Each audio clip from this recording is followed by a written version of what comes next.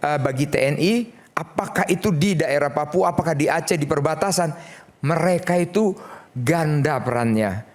Ya, dia menjaga ini keamanan perbatasan. Nanti ada permintaan atau tidak, dia datang ke sekolah. Ini keterlibatan TNI di pembangunan Indonesia sebenarnya seperti apa? Oke ya, tadi saya senang ya diskusi ini ya, kita saling mengisi ya, yang kurang kita lengkapin tadi seperti Prof sampaikan tadi. Nah, jadi TNI ini saya mau sampaikan nih, saya jadi keinget waktu saya masih aktif ya.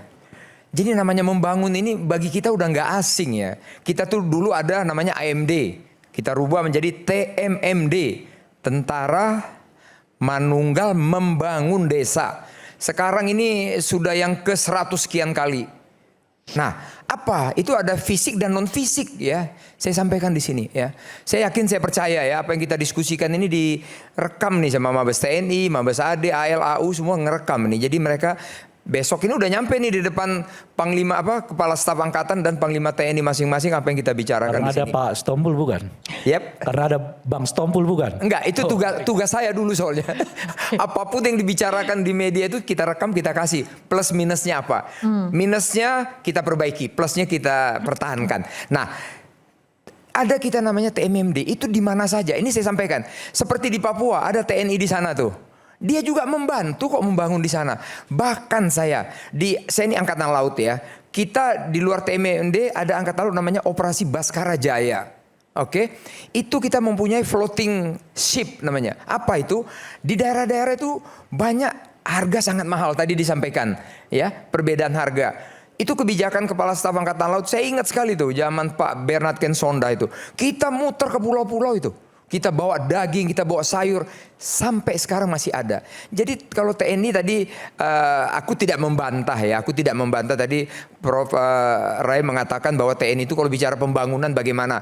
Aku nggak membantah, bisa atau enggak. Tapi kadang-kadang TNI itu dia punya benak itu A sampai Z dia tahu, cuman dia belum dikembangkan gitu loh.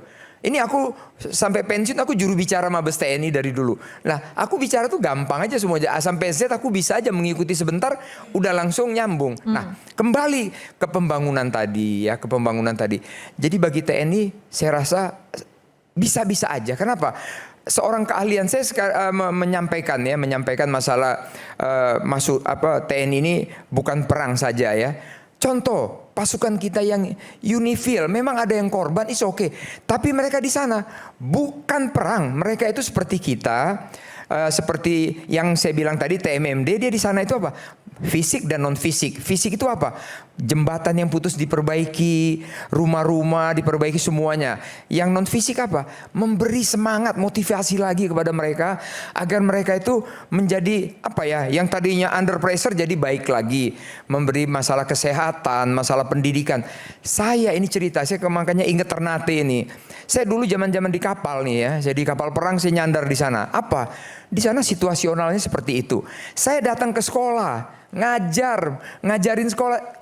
Tadi dikatakan jangan sampai diminta. Saya nggak datang ke sekolah itu langsung ngajar nih matematika. Saya nggak pinter-pinter amat sih. Jadi saya belajar yang anak-anak SD aja yang matematika gitu loh ya. Nah, ini yang saya mau sampaikan. Jadi bagi TNI, apakah itu di daerah Papua, apakah di Aceh, di perbatasan, mereka itu ganda perannya.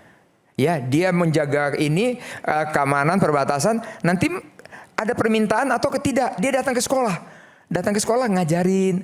Bahkan untuk operasi Baskara Jaya atau TMMD, kita bukan TNI aja, kita libatkan lintas kementerian ya. Kenapa? Di situ ada kita dengan Kementerian Kesehatan, ada dengan Kementerian Pendidikan. Ya, demikian juga kita operasi kapal itu untuk market floating itu kita dapat kerjasama dengan semua pemerintah daerah. Jadi sebenarnya ini sudah kita kerjakan semuanya. Sehingga kalau menurut saya nanti yang tadi namanya film itu, ya kita juga sebenarnya sudah melakukan itu. Jadi kalau saya lihat tadi mungkin saya tidak perlu berdebat panjang ya, mungkin kalau dikatakan TNI tidak bisa bicara pembangunan, menurut saya ya kurang tepat juga. Kita bisa semua kok ya. Saya rasa profesor di sini semua, teman-teman saya di sini, saudara-saudara saya di sini, kalau kita bicarakan tentang taktik strategi, saya yakin semua kita belajar semua bisa kok kita ya. Memang mengimplementasinya kan bedanya di situ aja. Kalau kita di tentara, kita belajar taktik strategi, kita implementasikan. Nah, kalau pembangunan kan karena ranahnya tidak ada yang sangat rahasia kan, kalau senjata, bom atau namanya granat itu kan harus benar-benar kita pelajari secara serius. Tapi kalau pembangunan mudah-mudahan Prof. Rai, mudah-mudahan kita juga menurut saya bukan membela TNI ya, saya bukan membela. Kita bisa ditempatkan di mana saya. Itu yang saya mau sampaikan di sini. Sekali lagi harapan saya mudah-mudahan kita ini semuanya saling isi mengisi lah. Yang baik kita pertahankan, yang kurang kita buat menjadi baik. Demikian. Terima kasih, Pak. Oke, baik. Saya mau ke Bang Emrus dulu. Sebelum nanti ke Bang Felix. Baik, supaya saya tidak menanggapi tentang TNI perannya dan lain-lain sebagainya ya. Supaya kita kembali ke laptop. Tentang tadi ada tentang paradigma pembangunan. Paradigma apa sih? Jadi kalau secara konseptual bahwa ada paradigma top down dan bottom up. Lalu pertanyaan mana yang terbaik? Kan begitu. Jadi apakah memang selalu bottom up terbaik? Belum tentu. Yang terbaik kombinasi top down dan bottom up. Karena ada kalanya suatu isu-isu tertentu atau inovasi tertentu top down. Kenapa itu kadang-kadang perlu? Karena masyarakat di lokasi tertentu mereka tidak sadar bahwa itu adalah suatu kebutuhannya. Tetapi begitu kita tumbuhkan kesadarannya tentang itu, oh ini yang saya butuhkan selama ini. Jadi oleh karena itu paradigma yang dilakukan di Papua harusnya kombinasi antara top down dan bottom up. Saya tidak tahu pembukaan lahan di sana sekian juta hektar ya. Apakah itu top down atau bottom up? Kalau kita telusuri dari sudut film ini, saya tidak yakin bahwa itu bottom up. Tetapi yang terbagus sebenarnya kombinasikanlah antara top down karena ada isu-isu tertentu dan bottom up itu jauh lebih baik untuk melakukan perubahan sosial dalam konteks pembangunan suatu daerah atau teritorial tertentu. Demikian. Oke, baik. Baik, silakan Bang Felix tadi ingin menyampaikan. Iya. Kami menyadari karena Papua itu kan luas. Kemudian distribusi penduduk tidak merata. Dan memang pelayanan pemerintahan juga kami sadari belum menyentuh juga sampai di segmen sampai grassroots, itu tidak semua. Sehingga ada ruang-ruang yang memang kosong.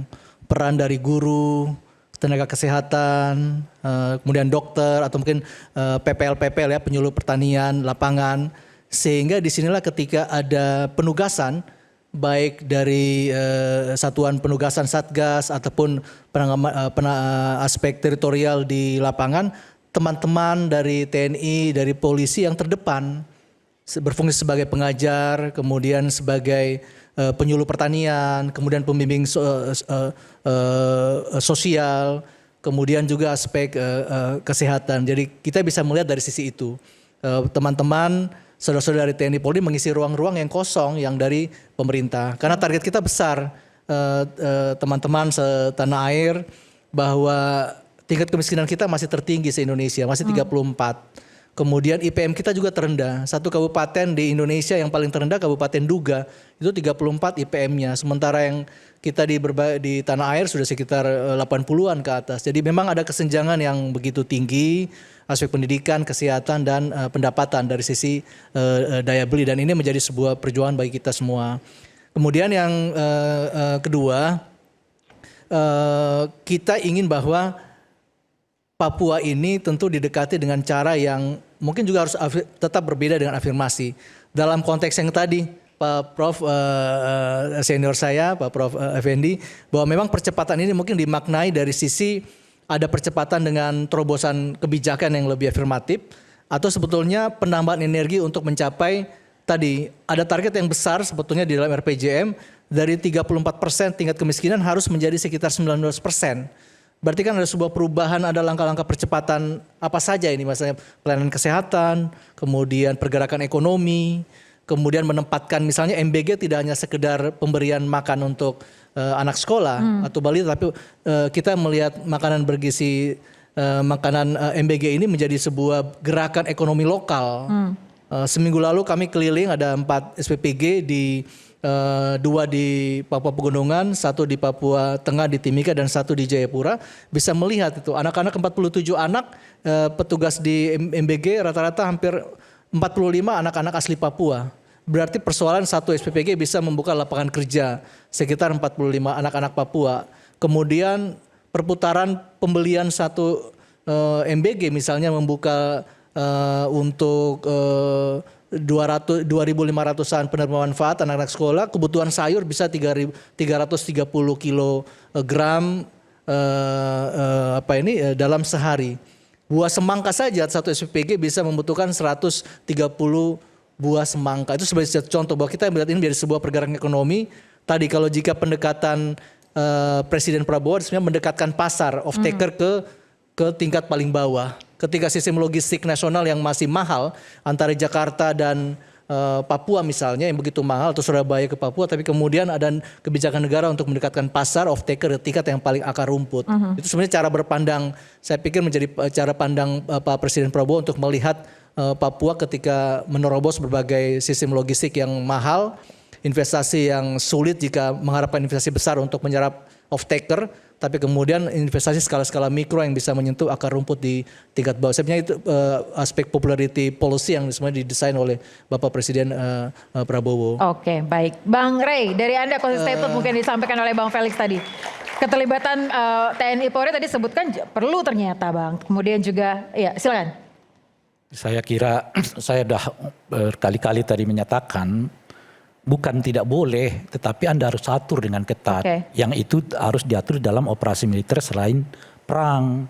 Nah aturannya itu yang sampai sekarang menurut saya ditunggu banyak orang. Oke, baik. Sejauh apa sehingga tidak tiba-tiba muncul sendiri, sehingga tidak merasa TNI punya tafsiran sendiri langsung eksekusi sendiri. Kalau mau sosialisasi, ya sosialisasi pembangunan itu wilayahnya Pemda, bukan TNI gitu. Nah itu satu. Nah jadi konsep ini yang perlu menurut saya kita tekankan dulu sehingga kita tidak menjadikan tingkat kesuksesan justru tidak di tugas dan kewenangan pokoknya gitu. TNI itu dianggap sukses karena apa ya? Karena mempertahankan kedaulatan Republik Indonesia kan. Polisi itu dianggap sukses karena tingkat keamanan makin meninggi. Kan itu ukurannya. Politisi dianggap sukses ya karena mampu mendistribusikan kesejahteraan. Nah, ya ada ukuran-ukurannya. Jangan diminta politisi itu membuat ukuran yang seolah-olah bukan di luar kewenangan dirinya. Lalu kita glorifikasi bahwa itu adalah tingkat kesuksesan. Ya kalau udah begitu ya saya memakai istilah TNI itu. Ini nggak disiplin nih namanya. Oke. Disiplin itu ya harus sesuai dengan tupoksinya masing-masing. Kalau tadi Bang Sitompul mengatakan perlu saling mengisi. Loh, bagaimana lagi saling mengisi kalau banyak pekerjaan yang dikerjakan oleh sipil sekarang TNI. Gitu loh kira-kira tuh. Okay. Nah oleh karena itu mengisi itu kalau kita semua setia dan disiplin pada profesinya masing-masing. Yang kurang di sana apa, yang kurang di sini apa, baru kita isi secara bersama-sama. Tadi tidak masuk gitu. Nah itu yang saya mau katakan tuh, jangan-jangan pikiran yang kayak begini juga, mohon maaf ya, tidak terpikirkan oleh Pak Prabowo. Nah Pak Prabowo itu hanya berpikir soal efektivitas. Ini TNI kelihatan nggak ada kerjaannya nih. Ayo deh amankan pilkada, coba Anda bayangkan. Di zaman Pak Jokowi itu TNI ikut mengamankan pilkada loh. Dan gitu ya, ikut dan seterusnya gitu. Enggak. TNI itu kerja 24 jam. Enggak ada hentinya tuh. Kapan kerjanya itu? Ya mencermati jangan sampai ada sedikit pun dari wilayah Republik Indonesia ini yang berpindah patok perbatasannya. Oke. Itu pekerjaan TNI loh. Jadi dia ketika kita tidur nyenyak semua, TNI itu tetap berjaga untuk memastikan tidak ada sejengkal pun dari wilayah Republik Indonesia ini yang berpindah ke ke negara lain. Tidak ada. Oke. Anda bisa bayang berat nggak itu? Ya berat. Oleh karena itu jangan tarik lagi ngurusin MBG gitu loh. Oke, baik. Lagi Tepuk tangan. Terakhir dari Bang Iwan, silakan Bang. Nah, itu maksud saya itu. Nah, Baik. yang lain yang saya mau katakan begini. Kepada Bung Pelik tadi ya soal pembangunanisme ini gitu.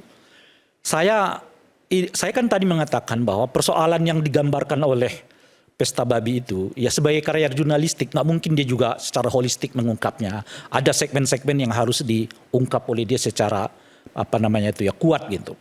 Tapi itu sebetulnya persoalan yang timbul di banyak tempat di seluruh Indonesia. Itu maksud saya. Tidak hanya Papua saja. Tidak hanya Papua. Di mana di daerah-daerah yang terjadi eksplorasi sumber daya alamnya, masyarakat masyarakatnya terpinggirkan. Saya mau tanya misalnya Bung Felix, dari sekian banyak daerah-daerah kita yang dieksplorasi sumber daya alamnya itu emas, batu bara, minyak bumi, termasuk sawit.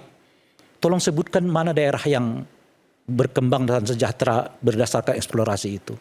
Hampir sulit kita sebutkan gitu. Yang ada adalah banyak korban manusia dan kemanusiaan dari peristiwa-peristiwa itu. Lalu siapa yang diuntungkan? Itu pertanyaan yang sampai hari ini kita belum bisa jawab. Padahal eksplorasi itu sudah kita lakukan sejak dari zaman 60 tahun yang lalu di era Pak Harto. Pertanyaannya, 60 tahun kita melakukan proses pembangunan melalui eksplorasi sumber daya alam itu, apa yang didapatkan bangsa ini? Oke, baik. Kita tangkap poinnya. Terima kasih. Jangan dulu tangkap dulu. Karena ini persoalan pentingnya, sehingga kata-kata pembangunan itu nggak selalu diucapkan dengan indah oleh pejabat negara, tapi kita rakyat biasa ini nggak mendapatkannya. Kan saya dan Bang Tompul juga mungkin Bung Zombing nggak perlu datang jauh-jauh dari Sumatera ke Jakarta ini. Salah satu faktornya karena di Sumatera itu kita nggak mendapatkan pendidikan yang bagus. Jadi kita pindah ke Jakarta untuk mendapatkannya. Jadi pemerataan itu era belum ada di zaman Orde Baru. Padahal eksplorasi sumber daya alam luar biasa besar sekali. Mengapa pendidikan yang bagus seperti yang kita alami, kalau sekarang bagus lah ya, tidak pernah kita alami di era kita? Kan itu problem. Itu menurut saya. Nah kalau tadi misalnya, salah satu pesan penting dari Pak Prabowo ini adalah memberantas yang disebut dengan mafia di hutan dan sebagainya. Film ini jadi penting. Penting apa? Penting mengingatkan bahwa praktek itu setidaknya di lapangan masih terjadi. Sehingga dengan begitu mestinya pemerintah menghargai film ini dan menjadikan rujukan untuk betul-betul memberantas apa yang disebut dengan mafia lingkungan, perusakan lingkungan, entah itu di Papua, entah itu di Kalimantan, entah itu di Sulawesi, entah itu di Jawa, dan juga entah itu di NTT, ya, di Maluku, dan termasuk di Sumatera. Kita harus jaga lingkungan kita, harus jaga alam kita, karena ini semua pinjaman dari generasi kita yang harus kita kembalikan secara utuh kepada anak cucu kita di masa mendatang. Oke, sudah bisa ditangkap ya Bang ya?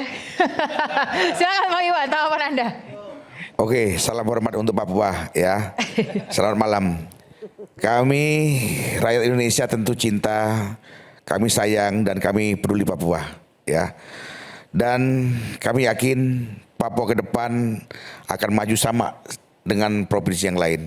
Intinya untuk saudara-saudara yang di Papua saya berpesan jaga kondusivitas, jangan mudah dihasut dan yakinlah bersama Prabowo Papua akan menjadi lebih maju. Terima kasih dan selamat malam. Oke baik, terakhir mungkin dari Prof. Musda silakan apa yang disampaikan, mungkin salah satunya pesan dari film ini juga. Ya, terima kasih bahwa salah satu yang menonjol dari film ini adalah ungkapan Papua bukan tanah kosong. Itu berkali-kali muncul ya. Artinya apa? Bahwa mereka ingin mengatakan bahwa apa yang telah dilakukan oleh pemerintah, di dalamnya ada TNI dan sebagainya, itu tidak membawa manfaat yang besar bagi masyarakat adat, bagi masyarakat asli Papua ya. Karena itu saya ingin kembali lagi kepada paradigma pembangunan kita. Ini dari awal saya sudah bicara, kita harus mengubah pendekatan terhadap Papua yang biasanya ini kita selalu menggunakan pendekatan politik dan keamanan. Nah sekarang kita harus mengubah ya pendekatan itu dengan pendekatan keadilan. Jadi benar-benar jangan melihat Papua itu sebagai objek.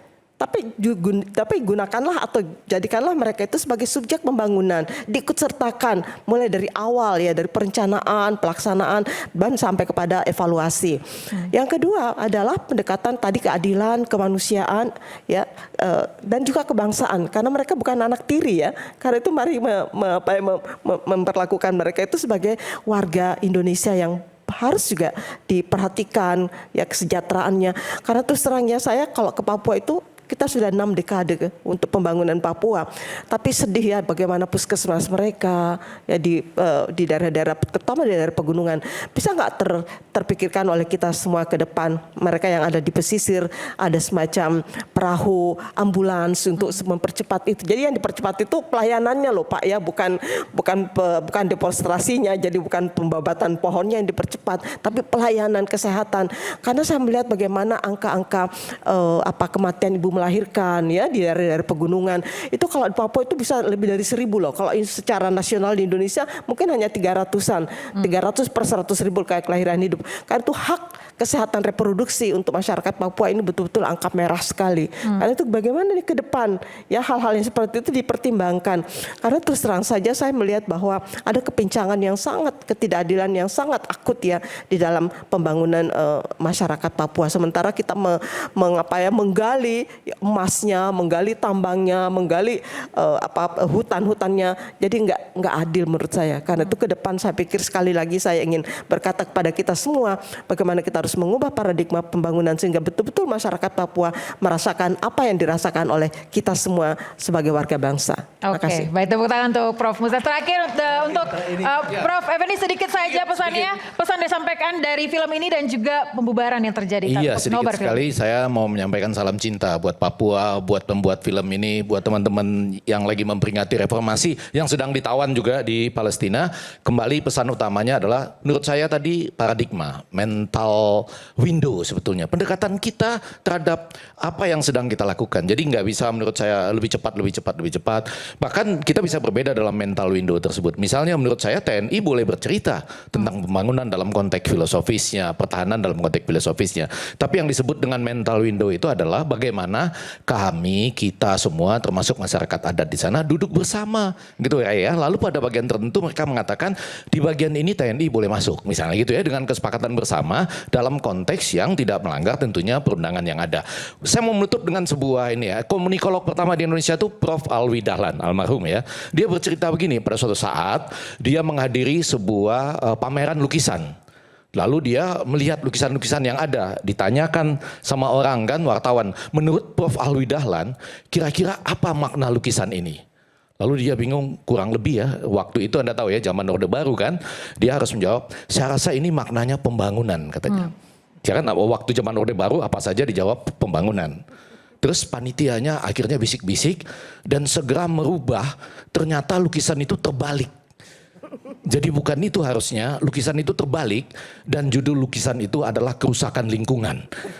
Jadi coba Anda bayangin, ini fakta betul yang dijelaskan di dalam kelas oleh Prof. Alwi Dahlan, komunikolog pertama di Indonesia. Bahwa jangan secepatnya menyebut pembangunan, padahal pada saat yang sama kita sedang melanggar environmental ethics. Kurang lebih seperti itu. Terima kasih. Baik, berikan tepuk tangan untuk seluruh narasumber yang sudah hadir pada malam hari ini di Rakyat Bersuara. Pemirsa, seni menjadi ruang ekspresi, juga literasi kadang lembut seperti puisi, kadang keras seperti palu yang mengetuk nurani. Di negeri demokrasi konstitusi berdiri melindungi ekspresi. Saya Aya Rufus, sampai jumpa di Rakyat Bersuara selanjutnya. Selamat malam.